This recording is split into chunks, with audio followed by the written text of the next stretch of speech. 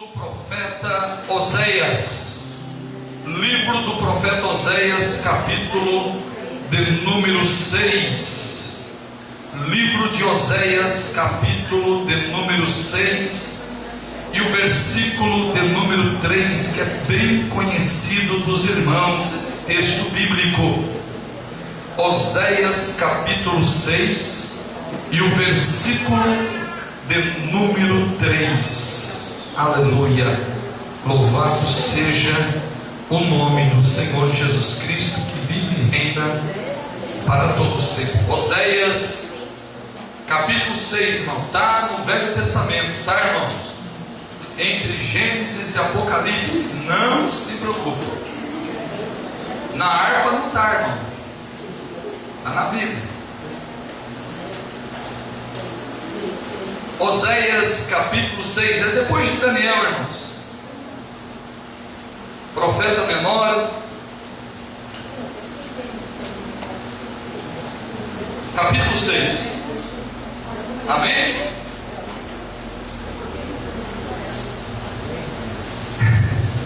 Esses livros pequenos é uma benção, né? Versículo 1 a seguir diz assim, ó: Vinde e tornemos para o Senhor. Ele nos despedaçou, mas nos sarará. Fez a ferida, mas aliviará. Depois de 2 dias nos dará vida, e no 3º dia nos ressuscitará, e viveremos diante dele. Conheçamos e prossigamos em conhecer ao Senhor. Como a alva será a sua saída, e ele a nós virá como chuva seródia que rega a terra. Amém? Eu quero apenas tomar por base, não por causa do horário que não permite nós analisar todo o contexto, mas aqui o verso 3, que é bem conhecido, né? A gente vê muito congresso, muita campanha usando esse tema aqui, ó: conheçamos e prossigamos em conhecer ao Senhor. Aqui Deus está usando o profeta Oséias dentro de uma palavra poderosa. Mas além de Deus usar Oséias como profeta para verbalizar verdades eternas para o seu povo que estava em rebelião, Deus usa a vida do profeta Oséias como uma figura de linguagem para mostrar para o povo o que estava acontecendo. É do nosso conhecimento que o profeta Oséias, ele casou com uma prostituta. O próprio Deus disse para ele: Oséias, tome uma mulher de prostituição e case com ela.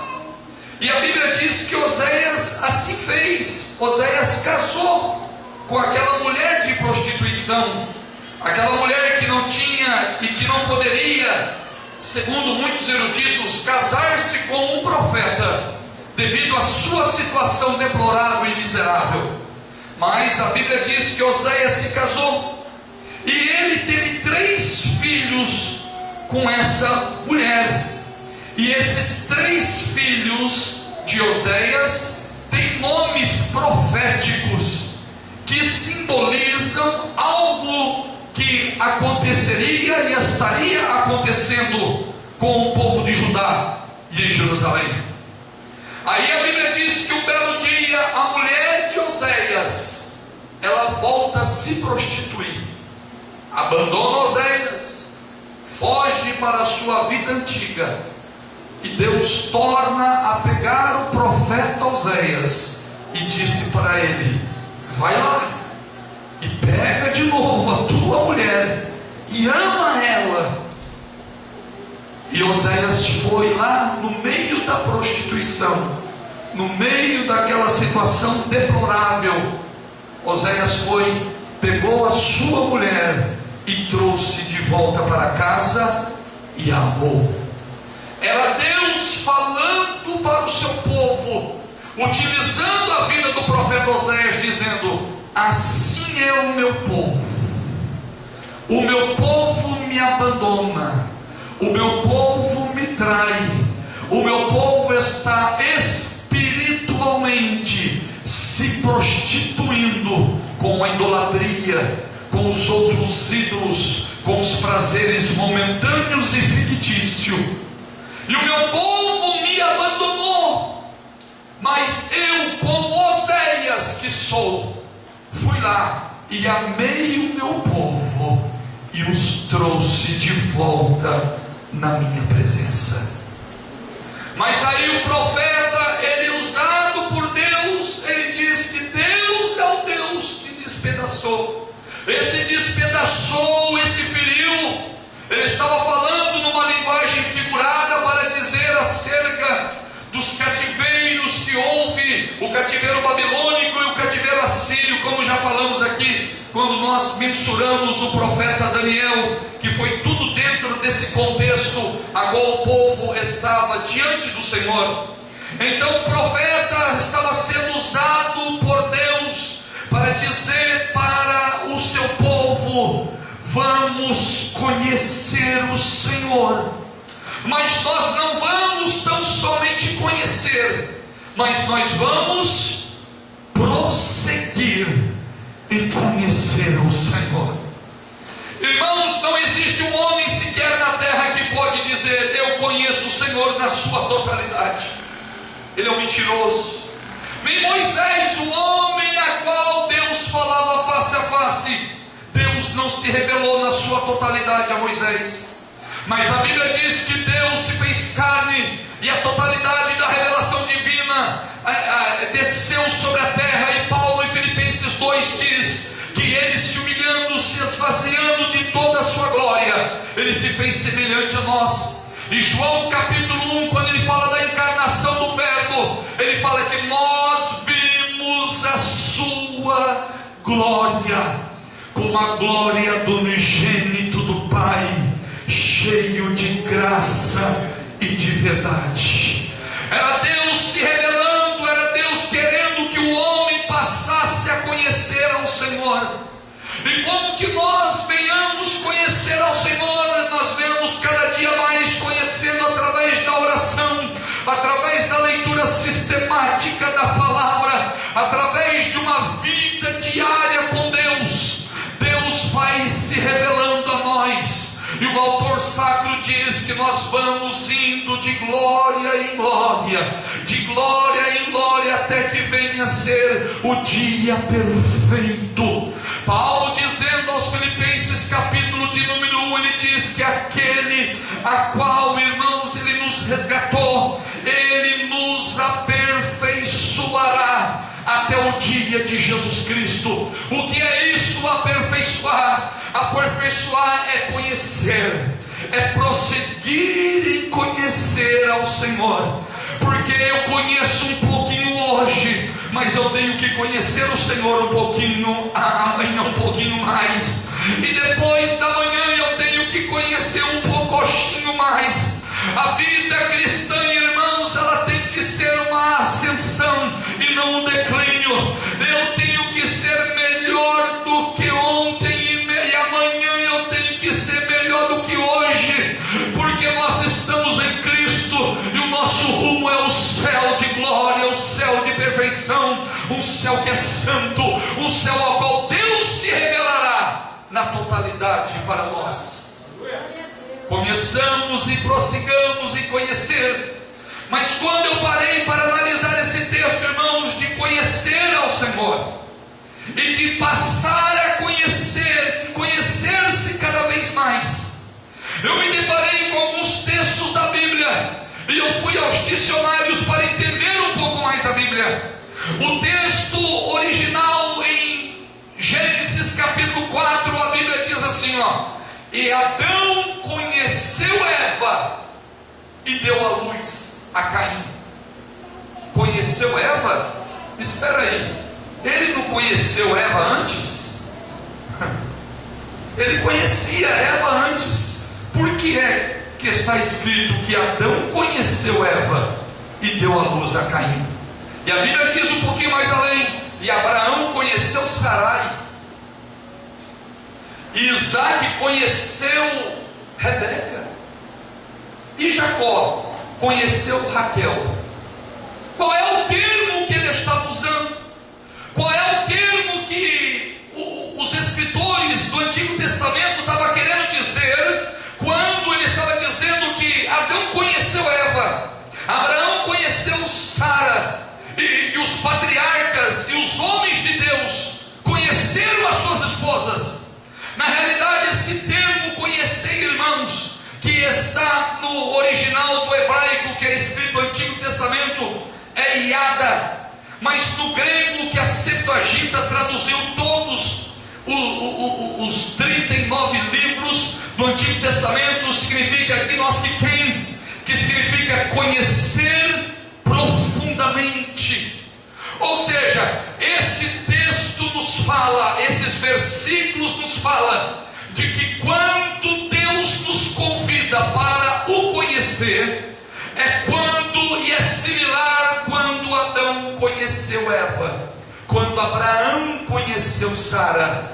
Deus está nos convidando para que nós venhamos o conhecê-lo intimamente. Aleluia.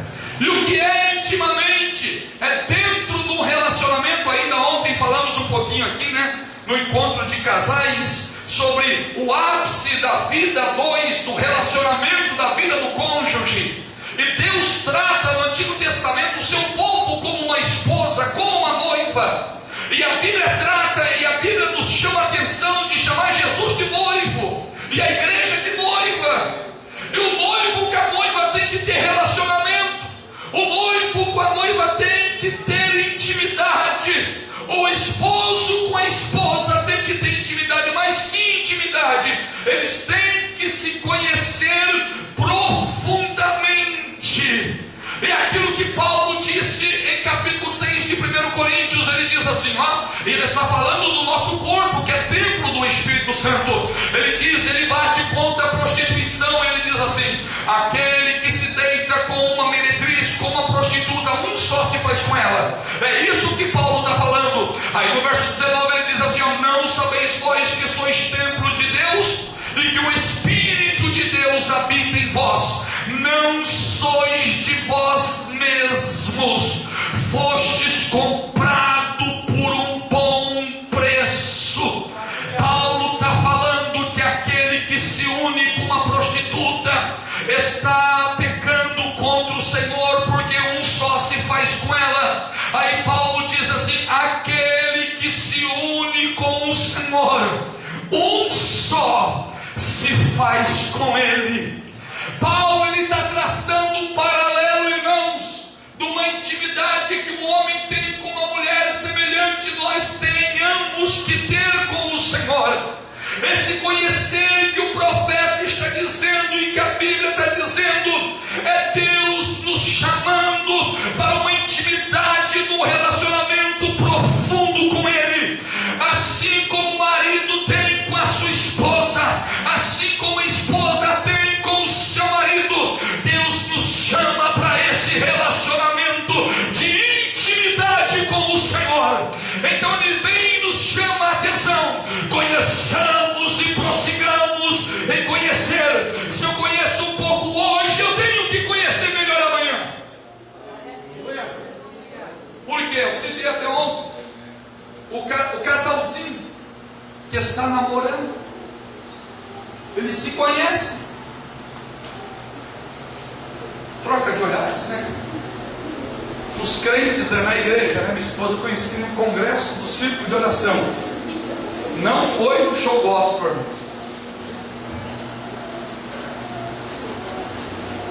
Troca de olhares, troca de telefones. Hoje é o WhatsApp. Mas você não pode dizer que você conhece. Você conhece de vista, não é assim? Às vezes, quando alguém pergunta assim para você: você conhece fulano? Conheço de vista. Quer dizer que você conhece de vista. Você não sabe da situação, você não sabe da vida dele, do cotidiano. Não, você conhece de vista. Mas a partir do momento que você começa a ter um convívio Aí você começa a passar a conhecer melhor. Assim é a vida. Os jovens se conhecem, trocam informações. Aí se começar a dar tudo certo, né? Começa a namorar, já passa para um outro estágio, o namoro. Aí começa a conhecer melhor do que antes. Porque no namoro, Josué, a gente vai analisando, né? Sondando, espiando o território. Faz igual os espias lá que Moisés mandou lá na terra. Vai lá e espia lá, né? Então o namoro começa a espiar a terra. Mas aí é onde começa a conhecer-se melhor. E às vezes o casal de namorado, eles começam a trocar conhecimentos entre si. Aí eles passam para um outro estágio, que é o noivado. E no noivado eles estão melhorando o seu relacionamento, e eles entram nesse estágio do noivado, porque eles estão querendo um relacionamento mais sério. Então eles ficam noivos. Aí ficam noivos, cada um fica noivo um período aí, né? Tem gente que faz 15 anos está noivo. Eu pastoreei uma igreja, vocês estão brincando? Eu pastoreei uma igreja, um casalzinho, estava 12 anos noivo. E quer que eu falo para vocês? Não casaram. 12 anos, meu irmão, noivo. E não casou. Acho que não deu tempo para conhecer. Ou deu tempo para fugir, né? Não sei. Ou analisou direito, ó, partiu. Né? Mas, pois bem. Então, é um relacionamento, irmão. Aí, quando eles verem que está na hora, o que eles fazem? Chamam os pais, né? Cada um chama os pais e etc. Fala, não, nós vamos ir para um outro nível. Qual é o nível? Nós vamos casar-se. Então, quando o casal, eles se casam, depois da bênção, depois do sim, acontece uma lua, né? A de mel, irmão, né? Porque eles vão entrar num outro nível de relacionamento, de intimidade. Os dois vão tornar-se uma só carne. Aí sim, eles vão começar a entrar num ápice de conhecer profundamente um ao outro. Haja visto que nós estamos vivendo em dias em que as coisas estão indo de mal a pior. Tem gente que antes do sim já quer se conhecer, já se revela, né? Aí depois é só o sangue de Jesus e misericórdia, Senhor. Vamos lá. Mas o tradicional, o normal, dentro de um contexto bíblico, o casal, eles esperam para se entregar um ao outro depois do sim, depois do juramento de fidelidade, depois do juramento de estarmos ali na doença, na tristeza, com cabelo sem cabelo, com barriga sem barriga, descalço, de pé, de bicicleta, com emprego, sem emprego, com encravada, sem uma encravada, né? Muito bem, aí sim eles entram no relacionamento. Aí eles passam a se conhecer, porque eles estão entrando numa vida conjugal. Os dois se tornam um. E a vida com Deus é diferente de maneira nenhuma, irmãos. Nós estamos e somos a noiva do Cordeiro de Deus. A Bíblia está escrito, o livro de Cantares de Salomão está na Bíblia, irmãos. E quando forem analisados os livros que são inspirados e os que não são inspirados, colocaram Cantares do Salomão e disseram: esse livro não pode ser de Deus, esse livro não tem condições de ser de Deus.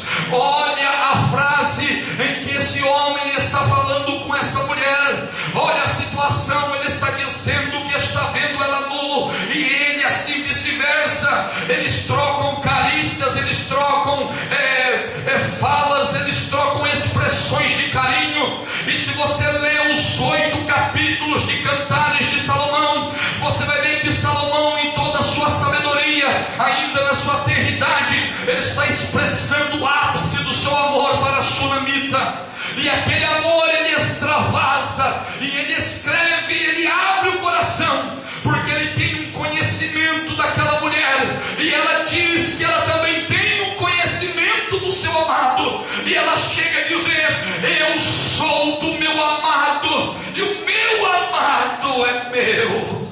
Aleluia. Ele chama ela de formosa, ele chama ela de pomba minha, de amada minha, ele chama ela de várias palavras de carícias. Aí os homens a qual os escribas que foram fazer, aleluia, o canon do Antigo Testamento, eles analisando, diz: não, sabe o que isso simboliza? Isso simboliza o amor de Deus Jeová para com Israel. Deus, quando olha para Israel, ele olha como uma esposa ataviada, ele olha a sua noiva amada, ele olha e ele quer ter um relacionamento com ela. Mas o seu povo Israel, que viu a sua glória no Shekinah de Deus ali no deserto, o povo também quer Deus, o povo quer se aproximar de Deus, o povo quer conhecer melhor ao Senhor, o povo quer desfrutar da glória, o povo quer desfrutar da intimidade. E no Antigo Testamento nós vemos os sacerdotes e os sumos sacerdotes sendo usados para intermediar, e quando Deus se alegrava com o povo, a Bíblia diz que a nuvem da glória de Deus pairava sobre a tenda da congregação, e a glória do Senhor invadia todo o povo, e o povo se alegrava na presença de Deus. Sabe o que é isso? É intimidade que Deus estava dizendo que estava tendo com o seu povo. Deus não tinha segredo com o seu povo. No entanto, está escrito aqui no livro do profeta Amós que Deus não esconde nada dos seus servos, os profetas, tudo aquilo que ele vai realizar, porque ele não esconde, porque aquele que ama não esconde, não tem segredinho. Aquele que ama não tem segredinho. Aquele que ama não coloca a senha no celular para a esposa ver ou para o esposo ver. Não, não, não. Ele não tem segredo, ela não tem segredo. O seu coração, a sua alma está aberta para ele, a sua alma está aberta para ela. Assim era Deus para com Israel. Era um amor tremendo, era um amor de um esposo, era um amor de uma esposa.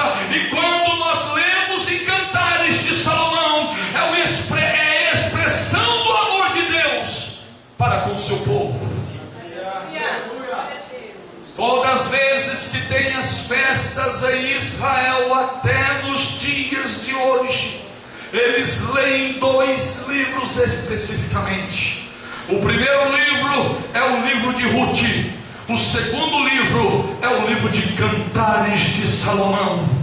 Quando os israelitas eles estão comemorando as suas festas, eles leem o livro de Cantares e eles começam, aleluia, a glorificar o grande Deus Yahvé dos hebreus, porque eles estão vendo que assim como Salomão expressava o seu amor para com a sunamita, e ela expressava o seu amor para com ele, assim Deus está expressando o seu amor. Mas você me diz: mas nós vivemos no Novo Testamento, nós estamos no Novo Testamento, o que tem a ver esse livro para conosco? Tem tudo a ver. Dentro de uma forma figurativa e analógica, nós podemos observar que é o amor de Jesus Cristo que se entregou por nós.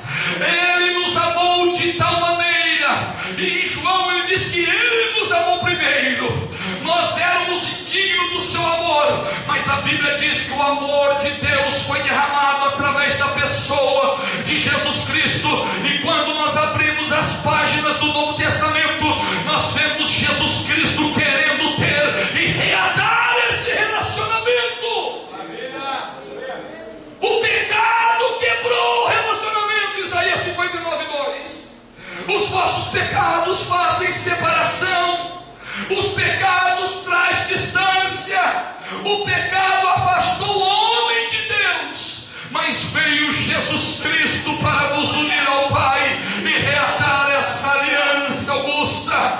Paulo, escrevendo a Tito, capítulo 2, verso 11, ele diz: porque a graça de Deus se há manifestado, trazendo salvação a todos os homens. Era Deus dizendo: eu quero ter comunhão contigo, eu quero me revelar a você, eu quero que vocês tenham uma comunhão íntima comigo, eu quero que vocês me conheçam. Mas esse conhecer não é um conhecer superficial.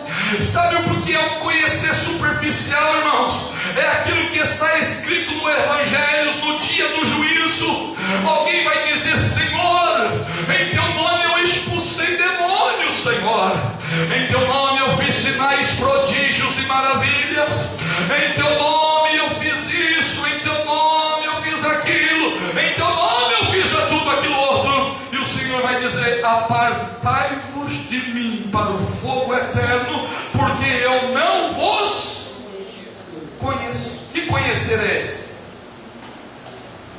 Que conhecer é esse? Era o próprio Cristo dizendo: você fez a minha obra, sim, mas você não teve relacionamento comigo.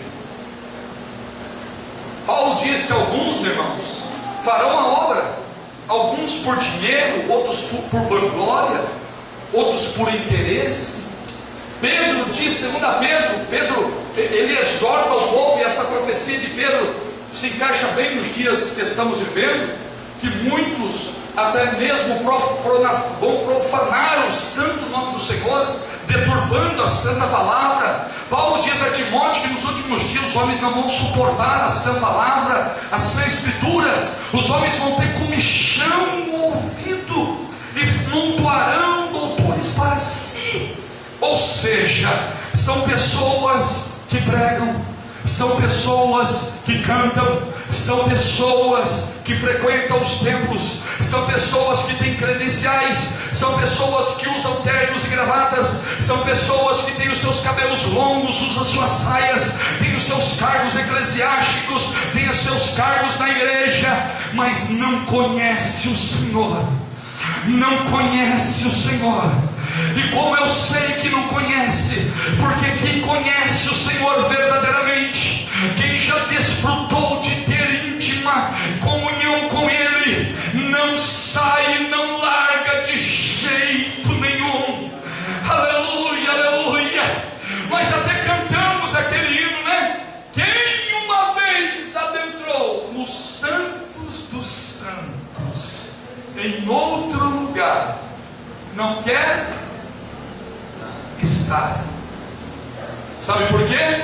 No Antigo Testamento, somente o sumo sacerdote entrava além do véu, uma vez por ano, purificado, vestes limpas, e ele entrava além do véu, para estar ali perante a arca e o propiciatório, para oferecer sacrifício a toda a nação. Era uma vez por ano, era somente o sumo sacerdote. Mas com a morte de Cristo, aleluia, o véu foi rasgado de cima para baixo.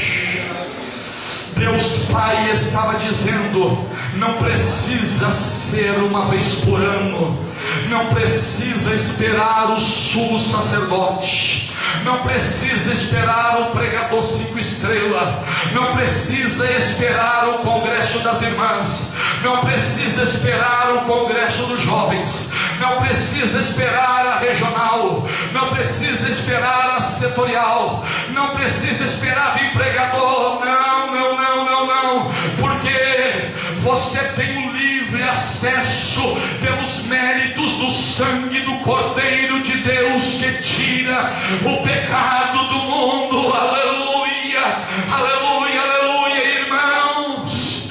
Tem gente, irmãos, que só se alegra em congressos, tem gente que só entra na presença de Deus quando vem pregador de fora, quando vem alguém de fora. Tem gente que só se alegra de vez em quando. Não, Ele quer te chamar para um relacionamento diário, cotidiano, todos os dias,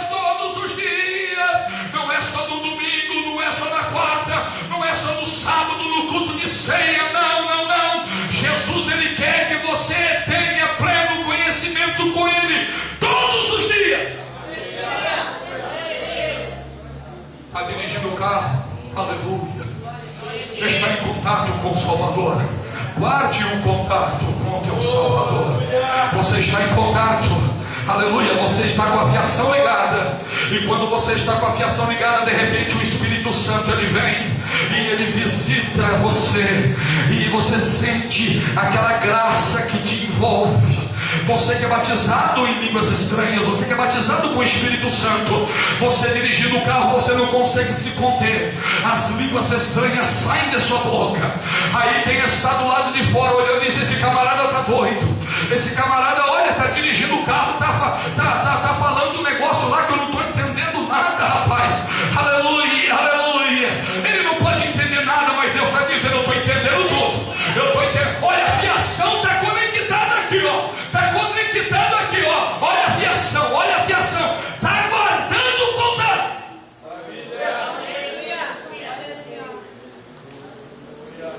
Guarde o contato. Hoje em dia, para guardar o contato, né, irmão? Nessa geração atual, qualquer é o tal do Wi-Fi, né? Antigamente, se chegava na casa do irmão, oferecia um cafezinho, né? Pô, irmão, tomar um cafezinho. Lá no sul do Paraná é chimarrão. Já chegava a cholerona no chimarrão e já começava a tomar chimarrão. Hoje em dia se chega na casa dos irmãos, vai assim. Não precisa de café não, faça assim. Por quê? Eu quero manter-me conectado.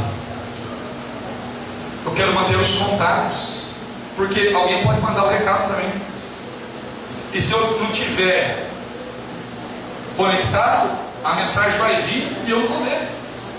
Alguém vai postar uma foto lá, e se eu não tiver conectado, não vou ver. Eu tenho que estar atualizado, irmão. Aí agora, para não ficar escravo do Wi-Fi, o que fizeram? A internet móvel. Você põe lá, né, um dinheirinho lá por mês lá. Aí você anda na rua. Opa! Opa, estou em contato, irmão. Olha aí, ó. É nóis, irmão. É nóis. É nóis. E anda pra lá assim, né? Aí o carro, opa! Rapaz, quase. É que eu estou em contato aqui, sabe?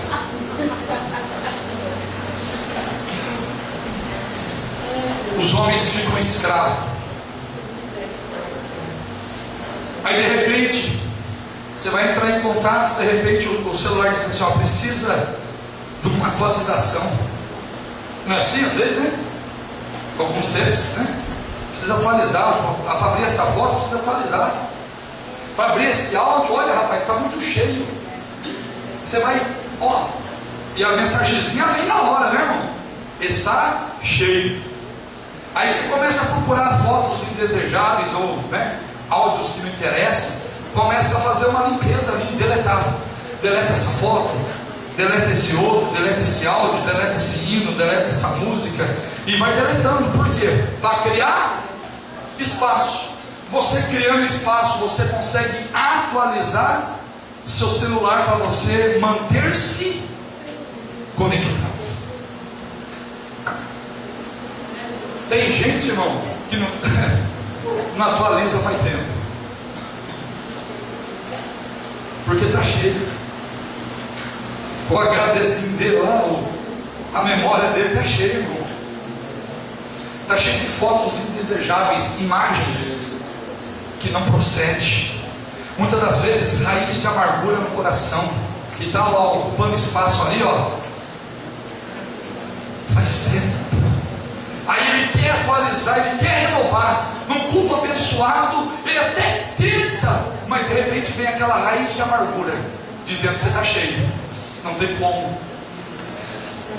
Aí de repente você quer se atualizar, você até quer, a área está livre, a senha é livre.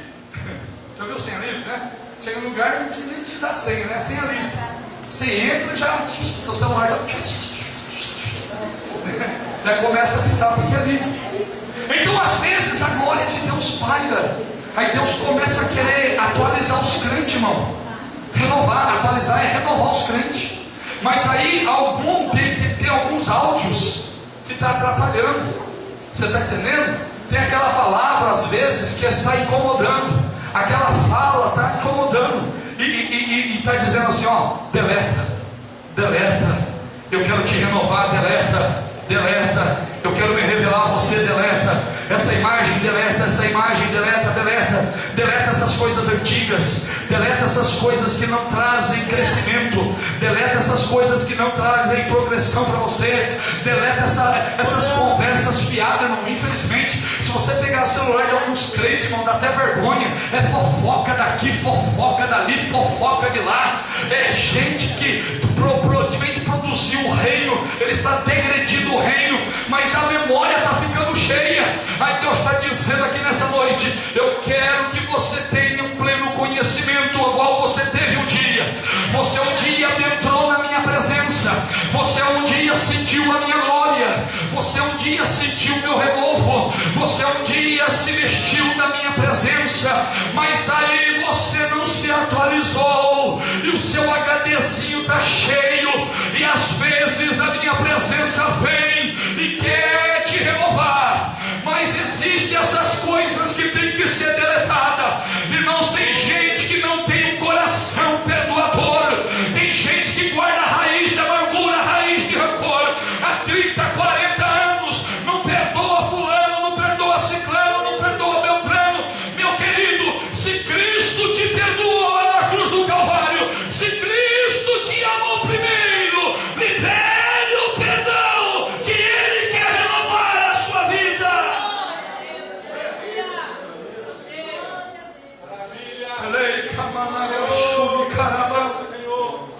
Aleluia. Tem gente que fala, pastor, você não sabe o que ela falou para mim, mas falou quando? Já tem 20 anos e 3 meses. Irmã, já faz tudo isso, mas você não perdoou. Ela não veio pedir perdão, ela não tem que vir pedir perdão. Você tem que liberar o perdão, porque o primeiro a ser beneficiado é você. Quando Adão pecou, Deus não precisava ir até atrás de Adão, porque quem errou foi Adão, não foi Deus. Agora Deus, na sua graça infinita, é Deus que vai em encontro ao pecador.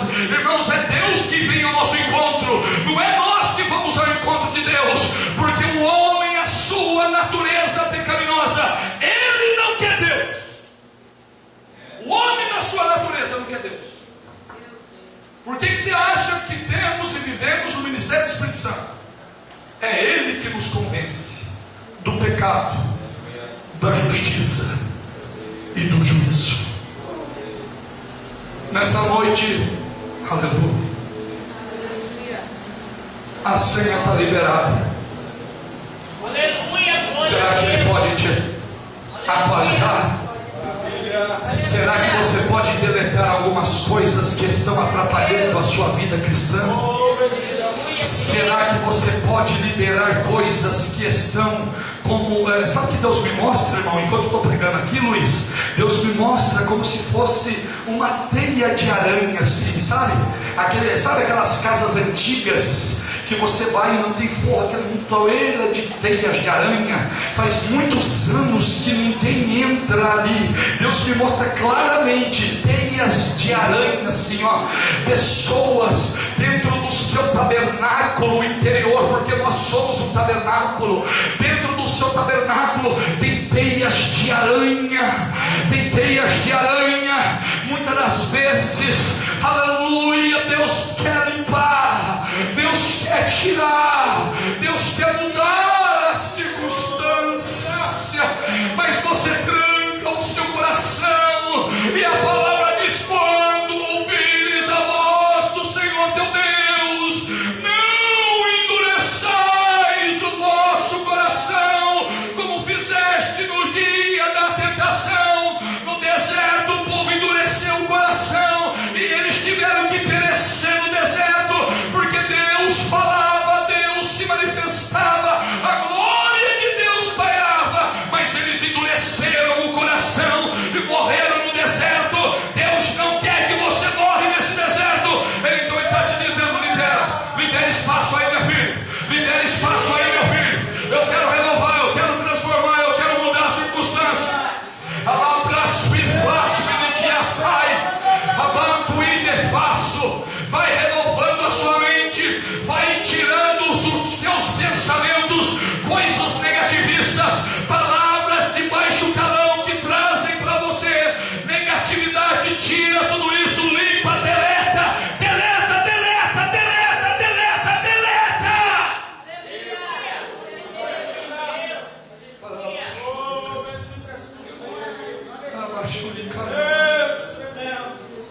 E o que é deletar, irmão? Quando você deleta uma foto, deletei.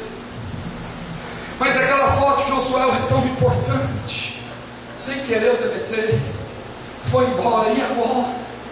Não tem como voltar mais. Aquela foto foi deletada. Assim é o perdão. Você deleta. Não tem como buscar mais. Diz, eu perdoei, mas sabe como que é? Não existe isso, irmão. Não existe isso. Perdão é perdão. Perdão é perdão. Perdão é perdão. Perdão é perdão. Nessa noite há uma senha livre aqui sobre nós. O próprio Cristo disse: se pois o Filho nos libertar, o Filho nos trouxe liberdade no Espírito, o Filho nos trouxe comunhão com o Pai, o Filho nos trouxe a aproximação de todos os dons espirituais, o Filho nos trouxe a aproximação para entrar dentro do véu. Aleluia. Sabe quando eu vejo isso, irmãos? Aleluia. Eu vejo desse conhecer ao Senhor, eu vejo desse passar-se a conhecer ao Senhor, porque cada um tem um conhecimento de Deus aqui. Cada um. Eu me lembro do Ezequiel 47, quando Ezequiel tem aquela visão, e aquele ser mede-me o cômodos 500 metros, e diz assim para ele: venha. Aí a Bíblia diz que Ezequiel ele andou 500 metros e as águas davam pelos ardeiros. É um conhecimento. Mediu mais para Deus não está bom. Mediu mais 1000. Vem, Ezequiel, para dentro do rio. Nosso irmão leu aqui. Há um rio. Aleluia. Há um rio no meio da cidade. Vem. A água dava pelos joelhos. É uma outra experiência. Mas para Deus não está bom. Mediu mais 1000. Água pelos lombos. E ele diz: não está bom. Mediu mais 1000. Aí Ezequiel ele começa a ir e diz: olha, as águas são profundas e não pode se atravessar andando, tem que se atravessar a nado. E ele continua, depois você lê na sua casa Ezequiel 47, ele diz assim, que aquelas águas, por onde ela passa, árvores mortas voltam a ter vida, peixes mortos voltam a ter vida, e aquelas águas elas vão até um mar chamado Mar Morto. O Mar Morto, o nome já fala, não tem vida, é um mar totalmente salgado.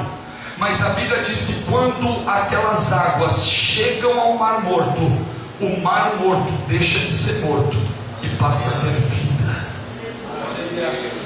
Aquelas águas simbolizam o Espírito Santo. É Deus dizendo: você tem um conhecimento, mas eu quero que você me conheça mais. Eu sei que você chegou até aí, mas eu quero que você venha um pouquinho mais. Sabe por quê? Porque água pelos artérios, irmão, quem já entrou na praia aqui ou no rio sabe que água pelos artérios, você consegue andar para lá e para cá, porque as águas estão aqui. Você tem domínio sobre o seu corpo, você anda para onde você quiser. Água pelos joelhos também fica um pouco mais difícil, mas você consegue andar no rio. Você consegue andar porque as águas estão pelos joelhos. E água pelos lombos também é um pouco mais difícil, mas você consegue, porque metade está nas águas e metade está fora. Ainda você tem um domínio do seu corpo. Mas quando Ezequiel disse que as águas eram profundas e que não tinha como ele andar, ele estava querendo dizer: eu vou ser levado para onde quer que as correntezas me levem. Era Deus querendo dizer: eu quero que você tenha um conhecimento de mim, não é pouco, que você ainda consegue dominar você. Não é metade, que é um pouquinho eu, um pouquinho você, não. Eu quero que você tenha um conhecimento de mim, que eu domine a sua vida, eu te guio para onde quer que eu quero que você vá. Paulo diz em Gálatas 16: andai no Espírito, e não cumprireis a concupiscência da carne. Paulo diz em Romanos 8,14: porque todos aqueles que são guiados pelo Espírito de Deus, estes sim são filhos de Deus. Sabe o que Deus estava querendo dizer? É aquilo que Paulo disse: não sou eu que vivo mais, mas é Cristo que vive em mim. Já não é mais a minha vontade, é a vontade dele. Já não é mais o meu querer, é o querer dele. Eu já não ando segundo os padrões que eu quero andar, mas eu ando segundo os padrões dele. Eu já não faço aquilo que eu quero fazer, porque aquilo que eu quero fazer às vezes não é da vontade dele. Então eu não sou senhor de mim mesmo, eu sou servo do Senhor, e como servo do Senhor eu tenho que seguir o fluxo do rio. E esse rio é o rio de águas purificadoras. E quanto mais eu adentro nesse rio, mais eu vou ter conhecimento de Deus, mais eu vou me aprofundar nas coisas de Deus. E Tiago, usando a palavra no capítulo 4, ele disse: chegai-vos, pois, a Deus, e Ele chegará a vós. Conheçamos e prossigamos. Será que você já teve o conhecimento de Deus? Será que você entrou nas águas profundas, mas você regressou para a beira do rio? Será que um dia você teve o conhecimento de Deus e você deletou tudo aquilo que não prestava, mas foi passando as circunstâncias, foi passando os anos e a sua memória foi enchendo, ainda assim de vez em quando você se renovava, porque tinha espaço, mas foi indo, e hoje quando Deus quer te renovar, não tem como.